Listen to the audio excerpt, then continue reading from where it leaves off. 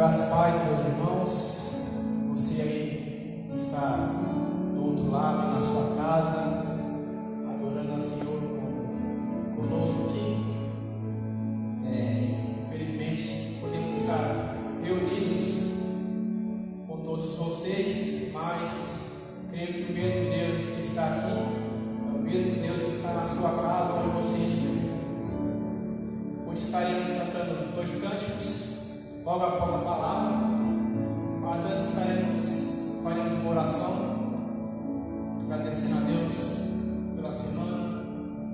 Você aí que estiver ouvindo, curve sua cabeça, ore, fale com Deus, vamos entrar em conexão com Ele, agora neste momento, em nome de Jesus. Pai, te adoramos pelo que Tu és, muito obrigado. O Senhor é digno de toda a honra e toda a glória, e é o motivo de estarmos aqui.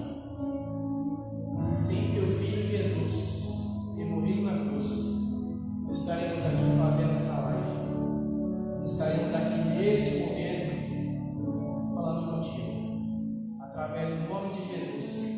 Nos deu o acesso de estar contigo, a ligação, está falando com o Senhor. Isso é motivo de grande alegria, deveria ser motivo de grande alegria para todos nós. Cuide de cada um que está na sua casa, aqueles que estão enfermos, cuida, Senhor. Cuida daqueles que estão preocupados com seus familiares, aqueles que se encontram enfermos, necessitados, que venham pedir ao Senhor, venham dar direção, dar um caminho para como devemos agir, como devemos seguir. E é motivo de estarmos aqui adorando ao Senhor. Cuide de cada um de nós e abençoe a semana que está começando, Pai. E que essa semana que passou venha a ser motivo de gratidão. Não importa o que aconteça, mas agradeça por tudo que Ele fez na sua vida, mesmo você não percebendo. Mas agradeça e creia que Ele é o único que pode mudar a sua história. Ele pode mudar a sua vida. Ele é o Deus dos deuses, Deus dos deuses, o Senhor dos senhores. Em nome de Jesus. Essa é a nossa oração. Amém. Amém, meus irmãos. Vocês aí que estão do outro lado, vamos estar cantando 2 hinos, 2 cânticos. Logo após estaremos ministrando a palavra com o pastor Luiz Gustavo.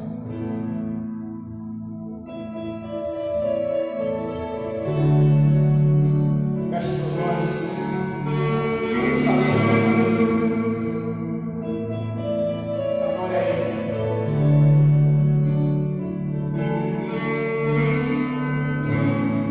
Meu Jesus, Salvador, outro igual.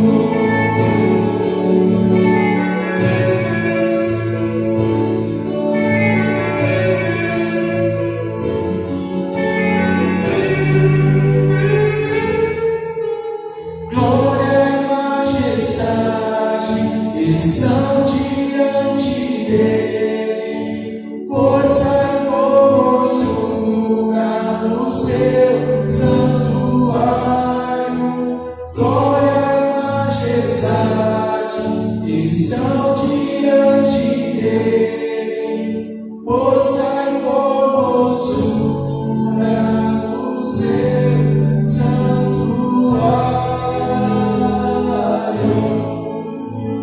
Amém, aleluia, glória a Deus. Amém, meus irmãos. Continue conectado com Deus através das canções. E agora será o momento da palavra. Não vamos prolongar muito para dar tempo da palavra. E vou chamar o pastor para estar ministrando a palavra. Graça e paz. Hoje nós tentamos dar uma mudada para não ficar sempre a mesma coisa. E que bom que deu certo. Tá? Apocalipse, capítulo 2. Apocalipse, capítulo 2. Nós vamos ler a partir do verso 8. É uma porção até o verso número 11. Vai dar uns 4 versículos que diz assim: e ao anjo da igreja que está em Esmirna escreve: isto diz o primeiro e o último, que foi morto e reviveu. Eu conheço as tuas obras, tua tribulação, tua pobreza, abre parênteses, mas tu és rico, e a blasfêmia dos que se dizem judeus e não são, mas são da sinagoga de Satanás. Nada temas das coisas que hás de padecer. Eis que o diabo lançará alguns de vós na prisão, para que sejais tentados, e tereis uma tribulação de 10 dias. Se fiel até a morte, dar-te-ei a coroa da vida. Quem tem ouvidos para ouvir, que ouça o que o Espírito, com E maiúsculo, o Espírito Santo, diz às igrejas, no plural. O que vencer não receberá o dano da segunda morte. Amém? As igrejas de Apocalipse são textos que você pode ler de forma profética. Você pode descrever as igrejas como momentos históricos. Você pode descrever as igrejas também como condições a ser ministradas nos dias de hoje. E o livro de Apocalipse é um livro que ele pode ser depurado. Acho que não é essa a melhor palavra, mas o livro de Apocalipse ele pode ser fragmentado em questões proféticas. Por quê? Porque o próprio livro de Apocalipse traz para nós coisas que algumas já aconteceram, outras estão acontecendo e outras irão acontecer. O livro de Apocalipse é o livro que demonstra o final de todas as coisas. E que tem muita gente que tem medo do livro de Apocalipse. Não precisa temer o livro de Apocalipse. Você precisa temer o Deus do livro de Apocalipse. É diferente. Se você teme a Deus, nada do que está aqui é um problema para você. Pelo contrário, tudo que está aqui aponta para o seu encontro com Ele, com aquele que há de vir nas nuvens buscar a sua igreja. A Bíblia diz que Cristo voltará. A obra redentora não termina no tetelestai, ou está consumado. A obra redentora ainda ela vai adiante. É dado à igreja poder e autoridade para anunciar o Evangelho, para declarar a continuação das palavras que foram ensinadas por Cristo. Mas a Bíblia diz que Ele vai voltar, e que nessa volta Ele vai estar nos céus e tocará um alarido muito forte, uma trombeta, e a Bíblia diz que aqueles que estão salvos em Cristo, como num piscar e abrir de olhos, serão transfigurados. Se nós estivermos vivos para a vinda de Cristo, para a segunda vinda de Cristo na terra, o nosso corpo material será transfigurado em um corpo de luz. A Bíblia diz que muitas pessoas, as almas daqueles que dormem, subirão, terão um encontro com Cristo. Isso é importante. Então nós não devemos temer o livro de Apocalipse. Nós temos é que crer no livro de Apocalipse, e que este livro possa nos incentivar a cada dia e motivar a nossa fé. Isso que é importante. Então, no capítulo 1, até alguns capítulos à frente, capítulo 3, você vai ver que Deus escreve algumas cartas. Deus manda alguns recados a essas igrejas. São 7 igrejas da Ásia, e Deus fala com cada liderança e cada igreja de uma maneira. Deus chama a atenção em alguns pontos, Deus faz elogios, e naquilo que Deus chama a atenção para que possa ser melhorado. Esta é a igreja de Esmirna, e é sobre ela que eu gostaria de me ter ou de ater nessa noite, para falarmos sobre os ensinamentos que Deus traz a essa igreja. Deus escreve ao anjo da igreja, ao líder dessa igreja, ao pastor dessa igreja. A igreja que está em Esmirna escreve, diz o primeiro e o último, o que foi morto e reviveu. Eu conheço as tuas obras, as tuas tribulações e a tua pobreza, mas tu és fiel. O primeiro ensinamento que eu quero tirar aqui é um ensinamento para clarificar a nossa ideia sobre como que Deus enxerga a igreja dele na terra. Como que Deus ele percebe a riqueza dos céus aplicada na igreja. Já sei, pastor. Quanto mais dinheiro uma igreja tiver, mais Deus está nessa igreja. A minha pergunta é: será? Como que Deus mede o seu tempo? Ou como identificar uma igreja do Deus vivo? Eu acho que essa é a maior dúvida que nós temos hoje.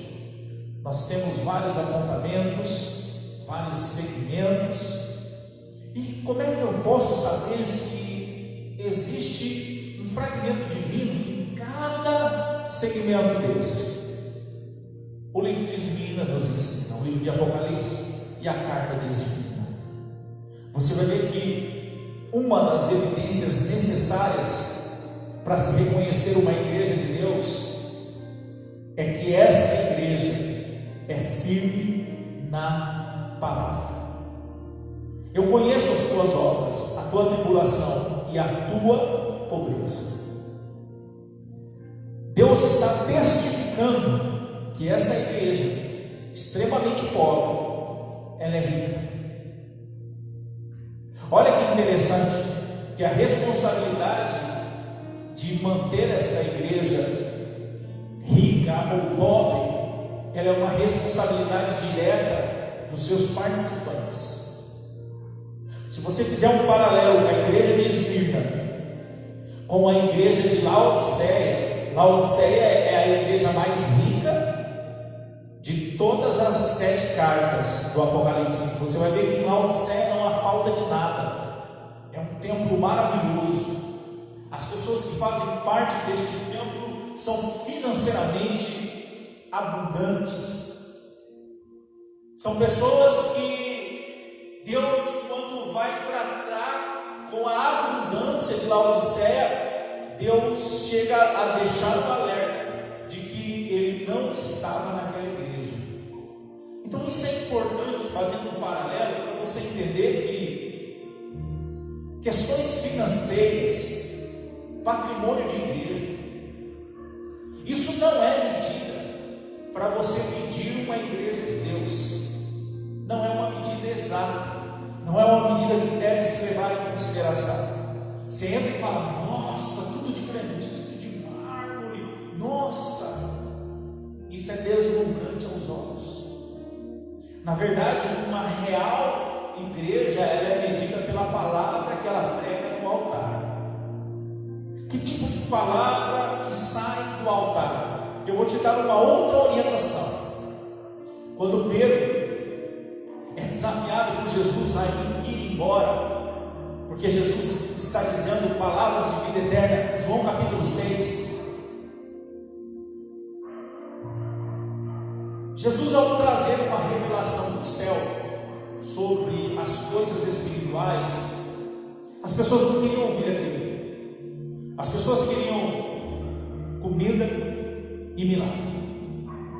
Era isso que as pessoas queriam atrás de Jesus. Grande parte da multidão queria isso. Se você ler João capítulo 6 inteirinho, você vai ver que o próprio Cristo testifica que essas pessoas, elas estão vindo por causa da abundância de pão, da fartura de pão. Não é nem pela relação de espiritualidade, mas é pela abundância de pão e milagre.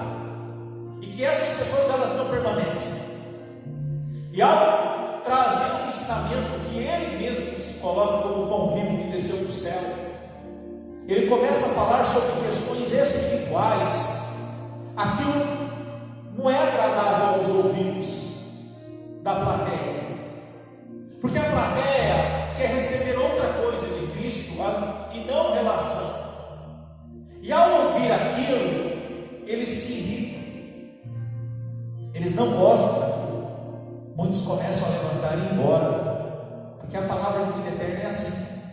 Paulo diz lá a Timóteo que nos últimos dias a palavra de vida eterna daria comichão nos ouvidos das pessoas. Quando as pessoas começassem a ouvir sobre morte e ressurreição, sobre comportamento cristão, mudança de vida e arrebatamento de igreja, isso ia dar comichão nos ouvidos dela. Alguém vai falar: aqui não é um lugar de Deus, né? Porque o lugar de Deus resolve o problema. E o verdadeiro evangelho, ele tem que ser clarificado na pessoa de Cristo. Então Jesus disse para Pedro assim, e para os demais discípulos: vocês não querem ir embora também? E Pedro diz algo para Cristo muito interessante. Pedro diz assim: mestre, para onde nós iremos, se só o Senhor tem palavras de vida eterna?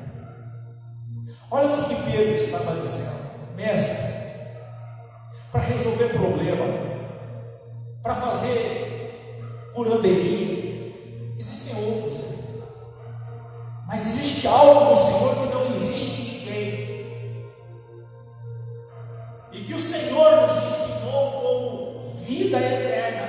Só existe no Senhor palavras de vida eterna. Então nós não queremos ir embora, porque nós não queremos soluções de problemas, nós queremos vida eterna. É isso que nós queremos. Então, como é que eu identifico qual é o verdadeiro gabarito para se falar de uma igreja de Deus? Palavra de vida eterna. Não é uma igreja que está preocupada em massagear a ego. Não é uma igreja que está preocupada em trabalhar com o lado emocional do homem, apesar de que a espiritualidade trabalha o emocional do homem, mas isso não é o foco do Evangelho. Haverá cultos em que isso pode ser uma consequência de uma palavra muito bem ministrada, do amor de Cristo, da graça de Cristo. Esse fogo, ele vem pela palavra, aí envolve emoção. mas não sobre as atribuições existenciais.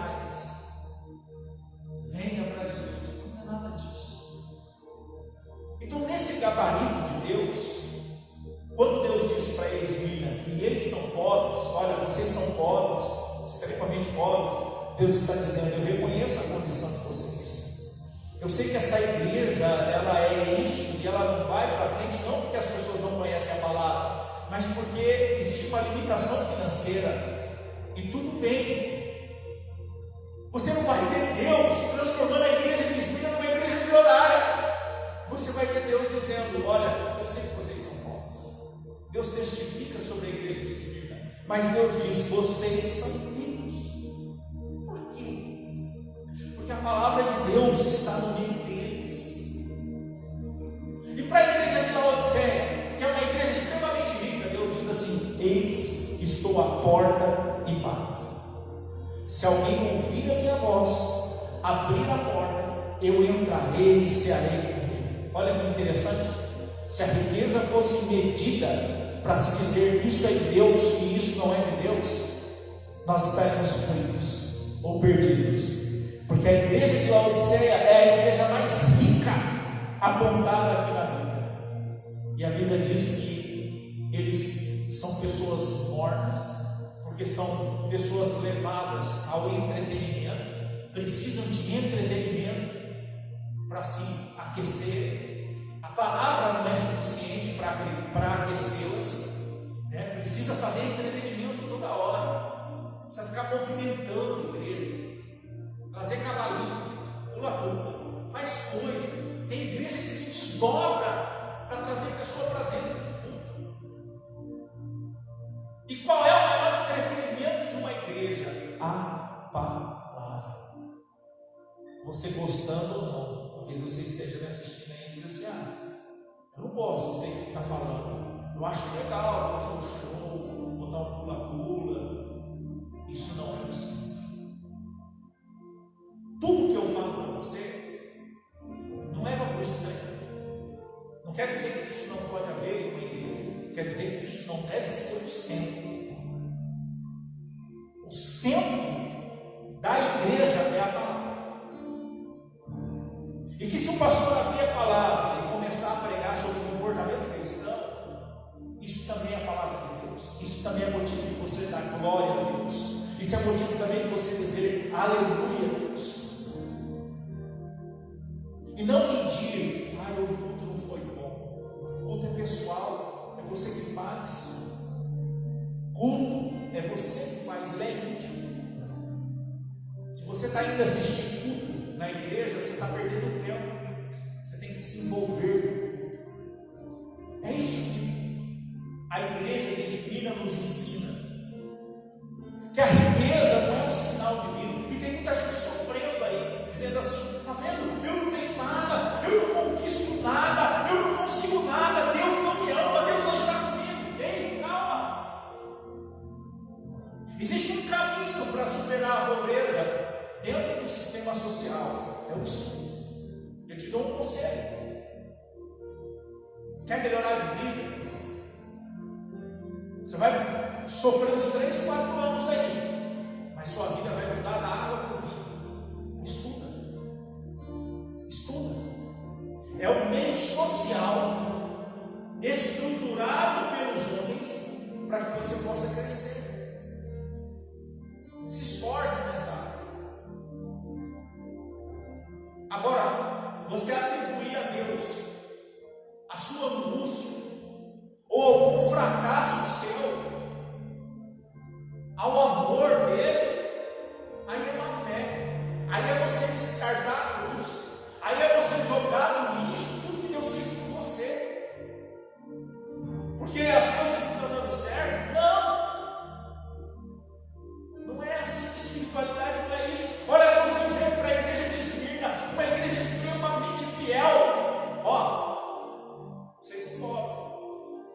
Então, o que eu quero nesse início de palavra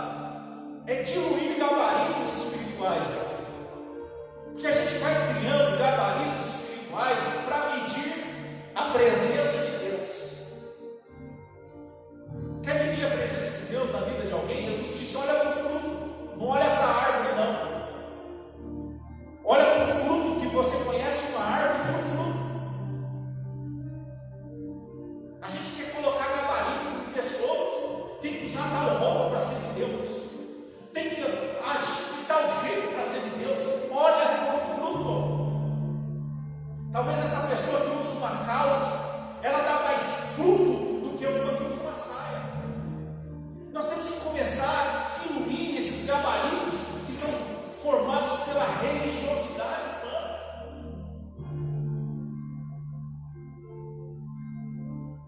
Deus, olha a riqueza dessa igreja. Não! Olha para a palavra. Busca a palavra. Busca orientações que saem do altar, porque a palavra te leva à vida eterna. Segunda lição nessa noite.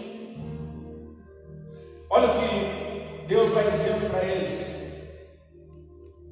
nada temas, não tenha medo das coisas que eu vou falar com você agora. Olha o que Deus disse para aquela igreja: não tenha medo, não tenha. Eis que o diabo lançará alguns de vós na prisão. Você vai ver que o diabo ele se incomoda com a igreja verdadeira. O diabo não vai trabalhar aqui em nenhuma outra igreja. Não tem uma declaração assim: o diabo está fazendo isso. Não. O diabo está perseguindo aqueles que amam a palavra. É o que está aqui no texto. O diabo lançará alguns de vós na prisão para que vocês sejam tentados. Olha, existe um fundamento do diabo lançar uma pessoa na prisão, para vocês serem tentados. E este grande problema vai se durar 10 dias. Aqui tem ensinamentos maravilhosos. O primeiro é que o ambiente em que você está acostumado ou moldado a se comportar, você já tem defesas. A sua fé cristã é estruturada dentro dos ambientes em que você vive. E tem freios na nossa carnalidade que são externos. Não que seja ruim. O importante é que os freios internos sejam bem maiores. Tá? Porque se os freios são maiores de forma interna, não interessa o ambiente que você vá. Você vai dar luz e testemunho em qualquer ambiente. Então ele vai dizendo assim: olha, vocês vão ser levados para um ambiente diferente daquilo que vocês estão acostumados. E ele vai dizer: é uma prisão. E dentro dessa prisão vocês vão ser tentados 10 dias. Cuidado.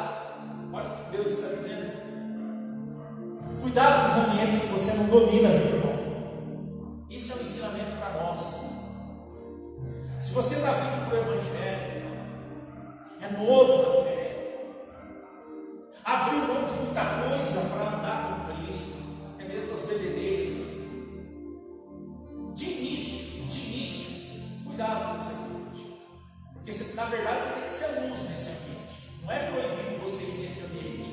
O proibido é você se contaminar novamente com esse ambiente. Então, de início, eu te dou um conselho.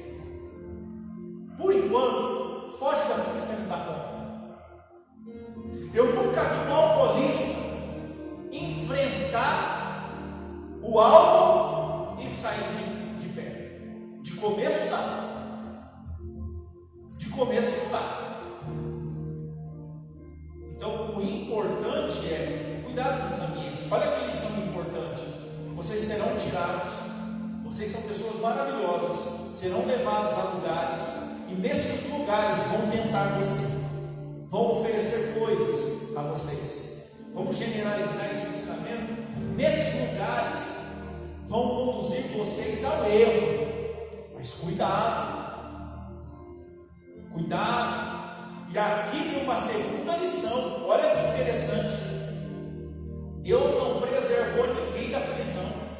Olha, é uma coisa que vai contra tudo aquilo que é ensinado hoje por algumas correntes teológicas. Deus não disse assim: deixa eu dizer algo para vocês.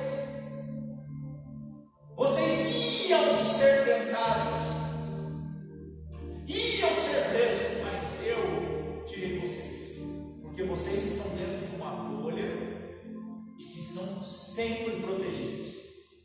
pegam o coronavírus, nada de errado dá com vocês, tudo dá certo, riqueza em abundância. É essa a realidade da fé? Não é. Mas essa é a visão de muitos. Mas não é. Olha o que ele disse: vocês vão ser tentados 10 dias. Isso é o prenúncio. O que é isso? Deus está anunciando. Aonde está o amor de Deus nisso? Aqui, ó, o amor de Deus sendo revelado no prenúncio. Deus está anunciando antecipadamente aquilo que vai acontecer. E Deus está dizendo: vigia, toma cuidado. O amor de Deus está revelado aqui. E não na solução do problema em si. E é tão verdadeiro isso que o texto termina dizendo assim: olha como o texto termina dizendo, talvez você gostaria de ouvir isso.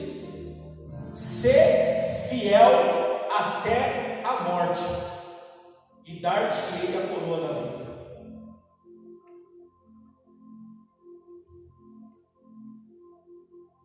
A gente espera a resolução, né? E ele está dizendo assim: fica fiel e até a morte. E a gente está indo dizendo: não, eu não aceito isso, eu não aceito aquilo, não concordo com Deus.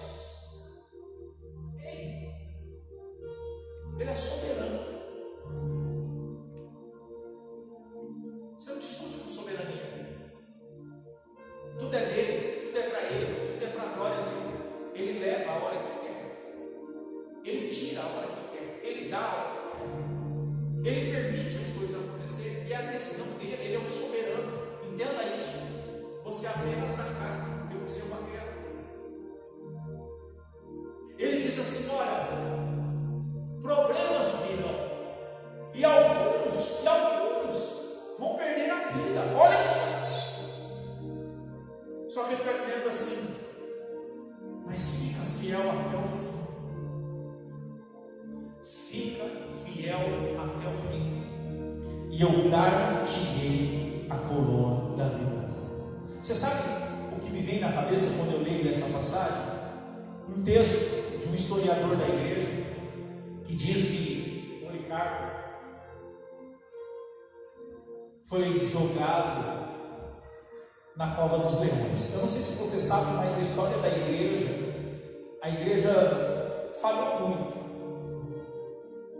mas também acertou muito.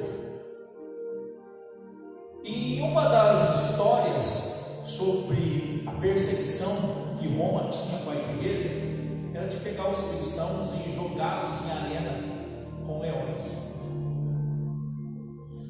E o historiador, se não me engano, Flávio José, que vai falar sobre a história da igreja, ele vai falar que houve um determinado momento dessa ação em que aqueles que serviam a Deus, eles começaram a entrar na arena louvando a Deus,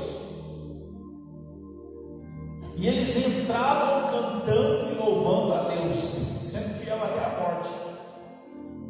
E a história vai dizer que essas pessoas entravam e os leões matavam elas, e que aquela pessoa que estava cantando, ao ser morta, o próximo que entrava continuava cantando da onde o outro parou. Então se ficava glória, glória, aleluia, vencendo, vem. O leão pegava, o outro que entrava já gritando, vencendo, vem Jesus. Vencendo, vem Jesus. E o leão pegava. Isso foi tão surpreendente que a história vai dizer que o próprio imperador dizia: quem são esses que até na hora da morte tributam ao seu Deus? E aí, o engraçado é que esse homem, se não me engano foi Policarpo, depois checa aí, o desejo dele era ter um encontro com Cristo. Então ele é jogado na arena, ele pega na juba do leão, e o leão já está satisfeito de tanta gente que matou. Ele segura na juba do leão e diz assim: me devore, me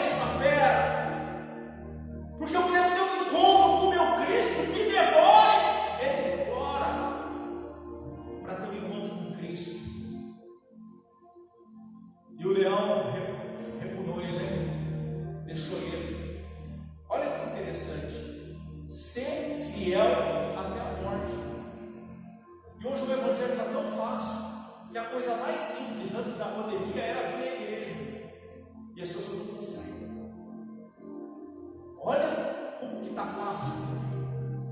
Antigamente você era perseguido, humilhado, morto. Há uns 20 anos atrás falava que servir a Deus era vergonha. As pessoas vaiavam. Hoje gosto. Ficou bonito falar, eu sou evangélico, porque alguns artistas se converteram. Mas antes, como é que era? Como que era a perseguição religiosa? Como que era o bullying nas escolas? Quando as crianças iam de saia por causa do dogma? Como que era? E a igreja aguentou tudo isso calado? Só orando, buscando o seu Redentor? Então o que a gente vê? Que a tentação ela é real na vida minha, sua, de todo mundo. E que você, independente do ambiente em que você esteja, Cristo tem que brilhar em você. É isso que o texto está dizendo. Não interessa, brilhe até o final. É isso que o texto está dizendo. Você vai deslizar? Vai. Mas você tem todo o direito de se humilhar e corrigir o erro que você fez. Isso é cristianismo. Cristianismo não é uma bolha de proteção que te impede do erro. Pelo contrário, transforma você de dentro para fora. Para que você não erre? Não. Para que os erros diminuam. Você vai errar, mas vai ser com uma frequência muito menor. Você vai falhar, mas vai ser com uma frequência muito menor, porque a mente e o corpo está caído. Mas a alma e o espírito está em Deus. Então, quando a gente olha para isso, a gente quebra essa ideia de que,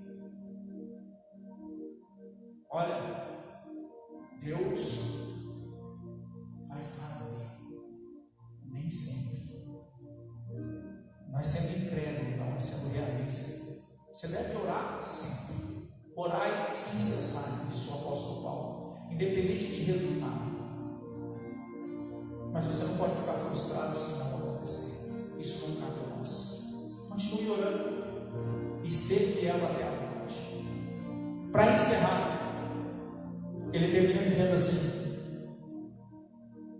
quem tem ouvidos, ouça o que o Espírito diz às igrejas.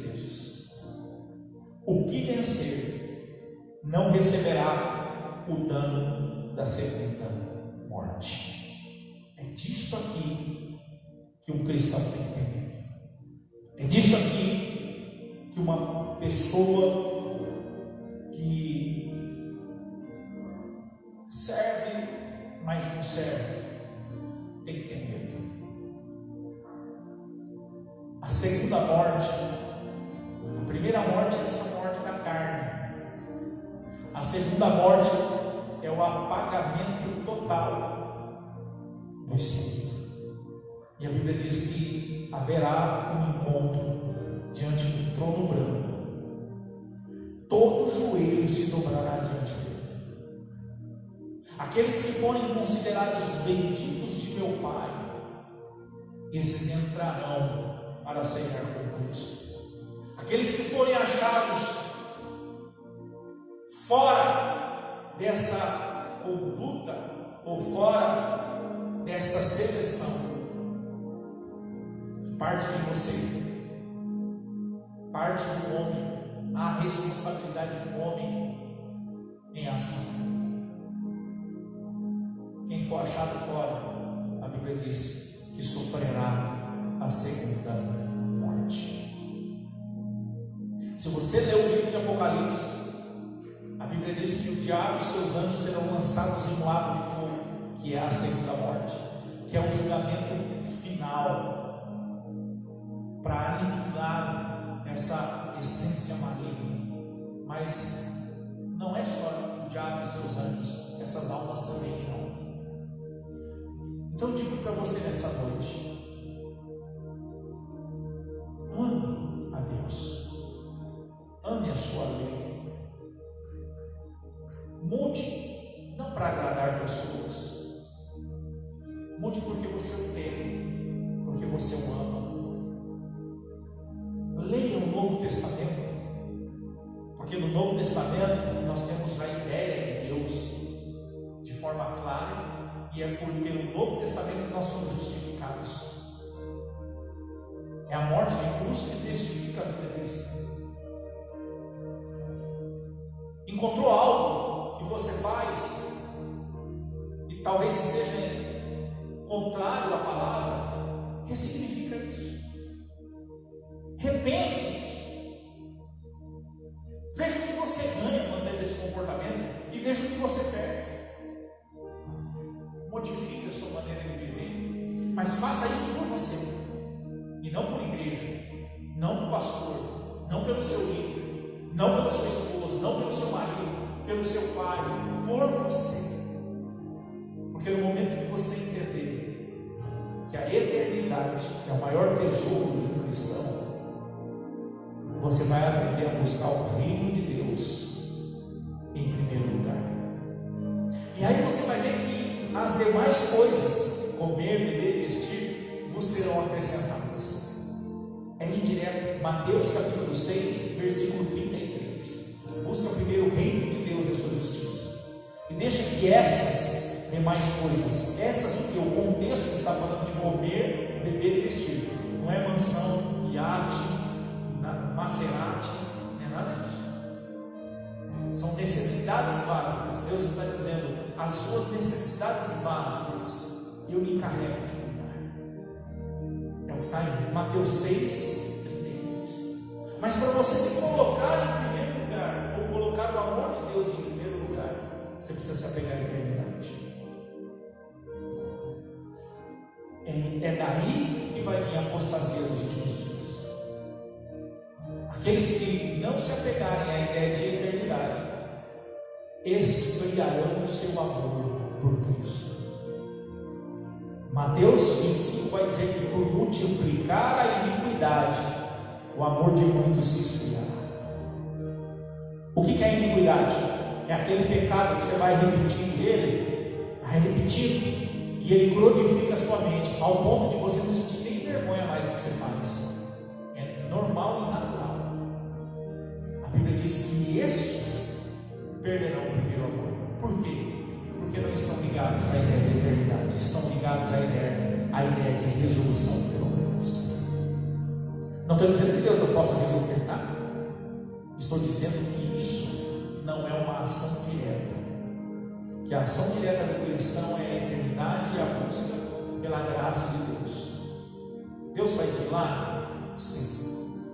Deus cura? Sim. Deus libera? Sim. Tivemos casos lindos aqui na Passa de Maio. Nosso irmão Ed foi curado de leucemia. Mas isso não é uma coisa que a gente fica dizendo, porque foi Deus que fez. Isso tem que ficar no teu coração. Milagres existem. Mas não é por causa disso que você serve a Ele. Seja fiel até a morte, e dar-te-ei a coroa da vida. Deus te abençoe. Um ótimo começo de semana. Hoje é o primeiro dia, e que possa ser abençoador, como tem sido, em nome de Jesus.